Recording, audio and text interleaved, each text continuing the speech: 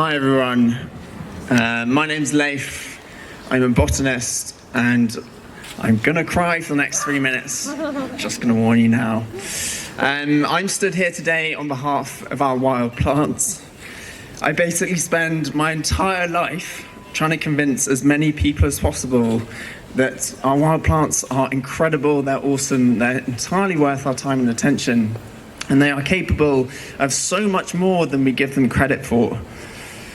But they can't do a lot by themselves against this relentless onslaught of human destruction.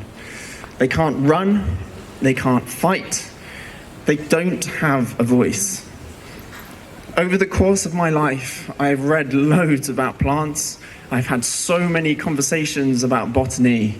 And in everything that I've read and in all of those conversations I've had, the issues have been exactly the same. They come up again and again and again. Herbicide use, overgrazing, land drainage, all of these awful, awful issues. But 2 years ago, I spent an entire calendar year travelling around the UK by bike and train. I went all over the place, from Cornwall to Shetland, from Pembrokeshire to Norfolk. And I spent a lot of time sat on trains, staring out of the carriage windows. I spent a lot of time on my bike, staring out at the landscape around me, and all I saw was field after field of grazed grass, field after field of monoculture crops. I saw cities, I saw grouse moors, I saw private estates, I saw conifer plantations, but I very rarely saw hay meadows.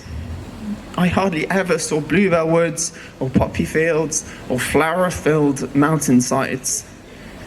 I thought I knew how bad things were. I thought I understood from everything that I read and all these conversations that I had. But until I saw it for myself, concentrated into that year, I realized I had absolutely no idea how bad things are for our wild plants and for nature generally. And that's why I'm here today, to demand that Defra does more for our flora. Since 1970, more than half of Britain's wild plants have been lost from areas they used to thrive in. And yet, how many of the people in power could name a wood anemone? How many collected conkers? How many of them know the gleam of buttercup's petals, the smell of honeysuckle on a summer's evening? How many of them even notice the daisies and the dandelions? Those making the decisions about nature don't know nature. They don't know what it's like to welcome the primroses back in the spring. They don't know the deep, gut-wrenching pain of watching ancient oaks toppled by chainsaws and bulldozers. For them, it's about money, it's about power, it's about economic growth. But when are they going to figure out that they need plants if they want all of that stuff? So I'm here representing the stitchworts and the gentians, the cowslips and the bluebells. I'm speaking on behalf of the Alpine forget-me-not at the top of Ben Lawes. I'm speaking on behalf of the crested cowie on the road verges of East Anglia.